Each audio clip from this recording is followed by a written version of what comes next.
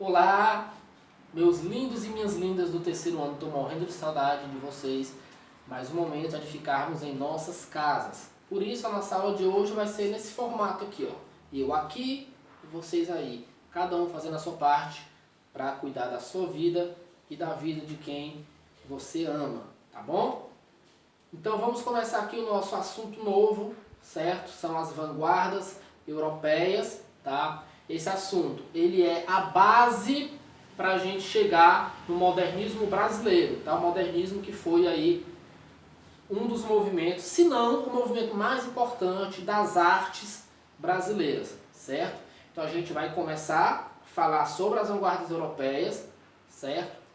À medida que o ano for avançando, a gente vai chegar no pré-modernismo brasileiro para só depois chegar no modernismo brasileiro, que é o meu período literário favorito e com certeza vai ser o de vocês também, tá? Mas até chegar lá, a gente tem que passar pelas vanguardas europeias, porque isso aqui faz parte do contexto histórico, pessoal. Porque foram as vanguardas europeias que influenciaram o surgimento do modernismo no Brasil, tá bom? Lembre-se que eu falei, em literatura, o contexto histórico ele é fundamental para entendermos o processo de produção literária, certo? Porque já discutimos sobre arte na sala, né? Na nossa primeira aulazinha deste ano, tá? Onde eu falei que a arte ela pode ser definida como a expressão do homem frente à sociedade. Então, se essa sociedade ela sofre uma transformação, a arte tende a incorporar essa transformação e representá-la também nas suas produções, tá? Então, tudo que acontece no mundo vai explicar por que determinada expressão artística é produzida, certo? Então, não existe maneira da gente entender um período literário sem entendermos antes o seu contexto histórico, tá bom? Eu quero mostrar para vocês esse quadro, ó. Com certeza todos vocês já viram esse quadro aqui, né?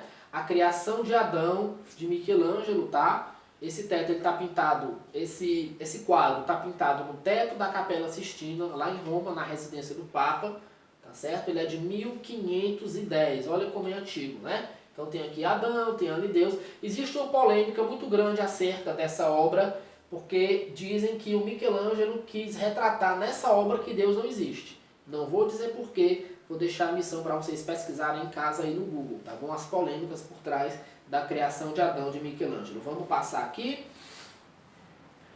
Famosíssima, né? Todo mundo conhece. Quem é? Mona Lisa, de Leonardo da Vinci, 1517. Mona Lisa é um título genérico, tá? O título original desta obra é La Gioconda. Tá? Com esse sotaque italiano mesmo, que eu acho top, tá? La Gioconda, tá bom? Depois eu vou explicar para vocês por que eu vou mostrar esse horror de quadros aqui para vocês. Olha esse outro aqui, a Sagrada Família de Rembrandt. Esqueci de colocar o ano e nem lembro aqui, tá? É muita data, muita coisa. Olha só, Maria, Menino Jesus e José, né? A Sagrada Família de Rembrandt. Vamos para o próximo. A Moça com Brinco na Orelha, de Johannes Vermeer, 1665. Tá aqui o brinco, né? Quase não aparece. Porque, na verdade, o quadro é a moça com o brinco na orelha, não é o brinco. Então, se fosse o brinco, ele ia pintar só o brinco, né? Vamos aqui para o próximo. A Última Ceia de Leonardo da Vinci, 1495. Um dos quadros mais polêmicos da história, porque dizem que o Leonardo da Vinci está aqui na Última Ceia.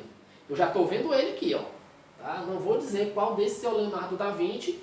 Vou deixar essa missão também para vocês pesquisarem aí no Google, tá, gente? Mas existem muitas polêmicas, muitas teorias aqui. Envolve até satanismo. Envolve aqui essa obra, tá?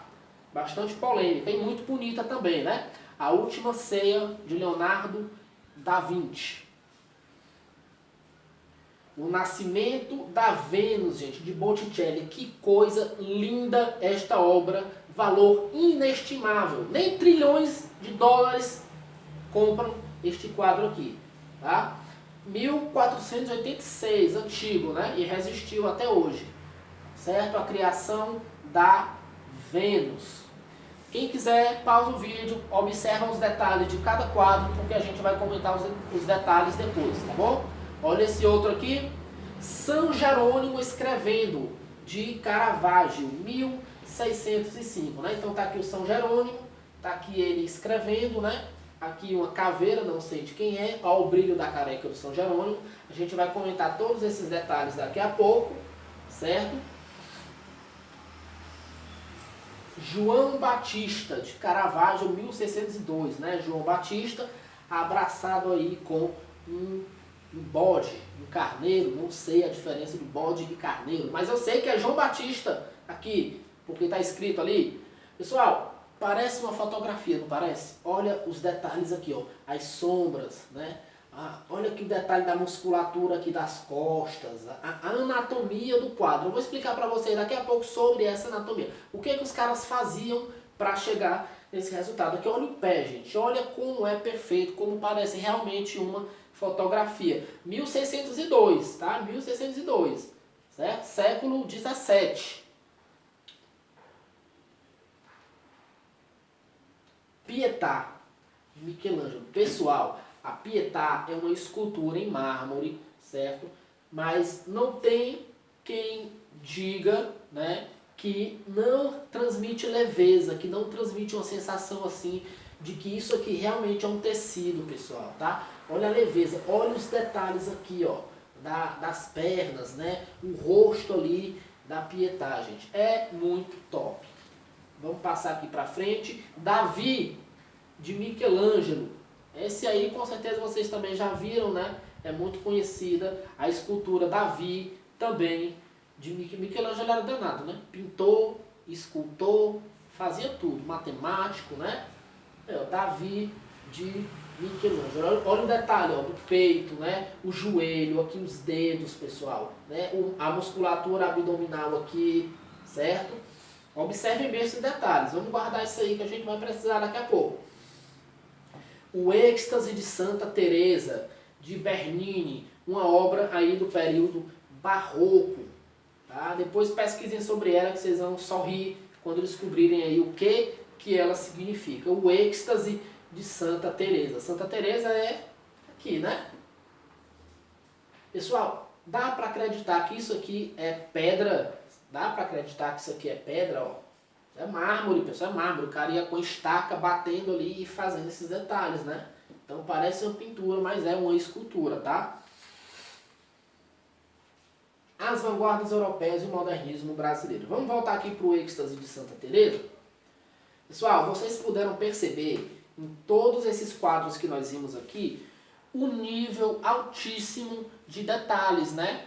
Alguns parecem realmente que eram uma fotografia, porque os artistas dessa época aqui, do período do Renascimento, eles estudavam anatomia. Isso mesmo, anatomia. Eles estudavam o corpo da gente, ó, músculo por músculo, osso por osso, articulação por articulação, para tentar se aproximar o mais possível da realidade. Esse foi o modelo de arte que predominou por muito tempo. Os caras chegavam até frequentar faculdades perdão, de anatomia, né? E cadáveres reais, eles dissecavam os cadáveres reais ali, certo? E iam analisando, estudando a estrutura muscular, a estrutura corporal, a estrutura física daqueles cadáveres para reproduzir músculo por músculo ali nas suas obras, tá, pessoal?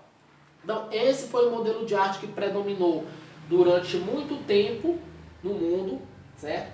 Até que no século XX surgiram aqui as vanguardas. Não quer passar mais, o Êxtase de Santa Teresa não quer sair, saiu. As vanguardas europeias, pessoal, e quebrou com essa tradição estética da arte.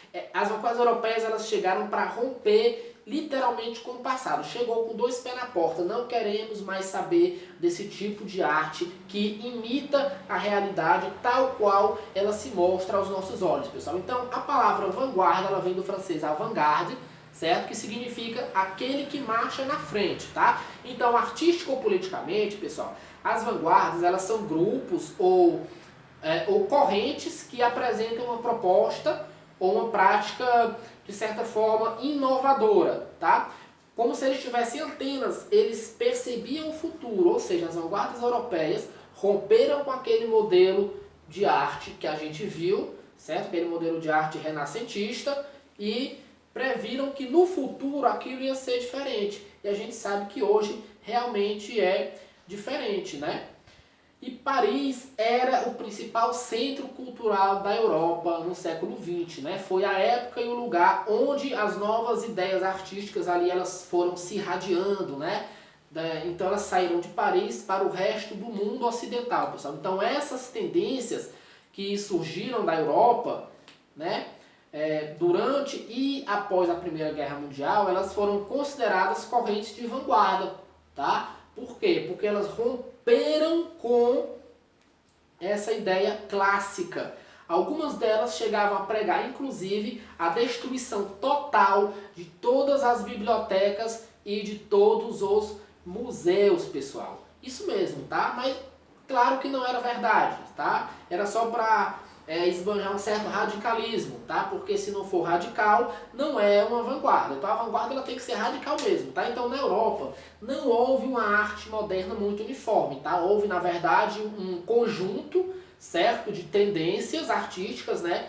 E que diversas vezes elas eram oriundas de países diferentes, com propostas específicas, né? Embora elas se aproximassem em certos traços, né, com o desejo de liberdade criadora, a expressão da subjetividade e tinha também um certo irracionalismo ali, tá? Então esse é o conceito de vanguarda europeia, tá bom? Caderninho na mão, caneta, para anotar tudo que tem no vídeo e para anotar tudo que eu for falando, tá? Vamos passar aqui para frente, olha só.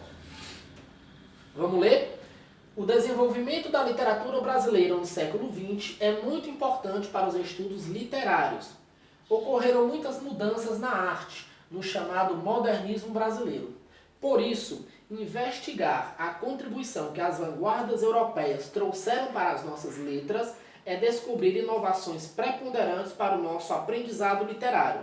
É um enriquecimento para a nossa pesquisa sobre o modernismo. Por quê, pessoal? Porque as vanguardas europeias lá na Europa, né? Havia brasileiros lá na Europa. Brasileiro está em todo lugar do mundo, né? Como o Whindersson Nunes falou, onde ele chega, tem lá brasileiro lá. Não importa qual país, qual lugar. Onde ele chega, tem lá o diabo de um brasileiro fazendo gaiatice, né? E na Europa, no auge da efervescência dessas novas tendências culturais, dessas novas formas de fazer artístico, né? Essa nova forma de literatura, nova forma de escultura, nova forma de arte, haviam brasileiros lá também que, ao voltarem para o Brasil, trouxeram essas inovações aqui e criaram grupos para disseminar o que pregava as vanguardas europeias no Brasil, certo?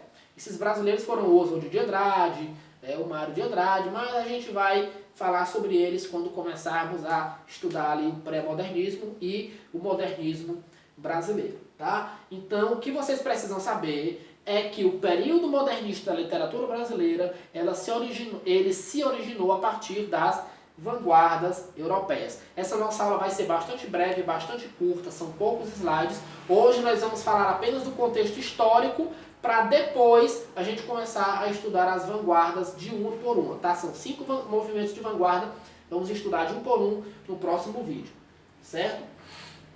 Pessoal, na Europa, não só na Europa, mas no mundo, né? No início do século XX, as pessoas elas estavam em clima de um grande contentamento com as inovações tecnológicas que estavam surgindo, pessoal. O que pra gente hoje é comum, para eles era inovação, estava acabando de surgir. Por exemplo, aqui, ó, a eletricidade havia acabado de ser inventada, telefone, o rádio, a vacina antirrábica, os tipos sanguíneos haviam sido descobertos, haviam sido classificados, né? O cinema havia sido inventado, o submarino, né, também havia sido criado nessa época, o fósforo, e ao mesmo tempo estava acontecendo ali a disputa pelos mercados financeiros mundiais, o que originou a Primeira Guerra Mundial. Então esse foi o cenário que surgiu as vanguardas europeias, né? Então as pessoas acostumadas com aquela arte clássica, né, e os artistas também, viram que a sociedade estava se transformando. Com isso, eles sentiram a necessidade de também transformar o seu modo de fazer arte, né? É o que diz aqui, ó. O clima estava propício para o surgimento das novas concepções artísticas sobre a realidade. Surgiram inúmeras tendências na arte, principalmente manifestos advindos do contraste social. De um lado, a burguesia eufórica e emergente, né, pela economia industrial, e de outro lado, a marginalização e o descontentamento da classe proletária e a intensificação do desemprego. Tá? Então foi nesse contexto que surgiram os movimentos de vanguarda, certo? Transformações sociais, um clima de contentamento para a burguesia, descontentamento para a classe proletariada, a Primeira Guerra Mundial devastando o mundo, certo? O Brasil, por sua vez, passou de escravocrata para mão de obra livre, ou seja, aconteceu a abolição da escravatura, o Brasil foi um dos últimos países a abolir a escravidão, e de monarquia para a república, né? Marechal Deodoro da Fonseca chegou lá, bateu o pé na porta, botou para moer com tudo, com 200 chegou com cor de gás, né? Derrubou o rei e se autoproclamou presidente do Brasil. Então o Brasil deixou de ter um rei, passou a ter um presidente, né? O sistema republicano tal qual é ainda hoje, tá bom? Então, esses movimentos de vanguarda, né? Esse aqui é o nosso último slide, tá? No próximo a gente vai falar sobre futurismo, expressionismo, cubismo, dadaísmo e surrealismo. São os 5 movimentos de vanguarda que aconteceram na Europa, chegaram no Brasil e transformaram para sempre a história da nossa arte e das nossas letras, tá? Então anotem aí, futurismo, expressionismo, cubismo, dadaísmo e surrealismo. Logo abaixo aqui do link do vídeo que eu mandei no grupo, tem um PDF com exercício sobre o que eu falei nesse vídeo e sobre o que tem no slide, tá? Então eu quero que vocês respondam esse exercício, tá? Copiem no caderno, respondam e mandem uma foto para o meu privado. Se tiverem alguma dúvida, pode perguntar. Estou disponível para vocês durante 1 hora e tchau!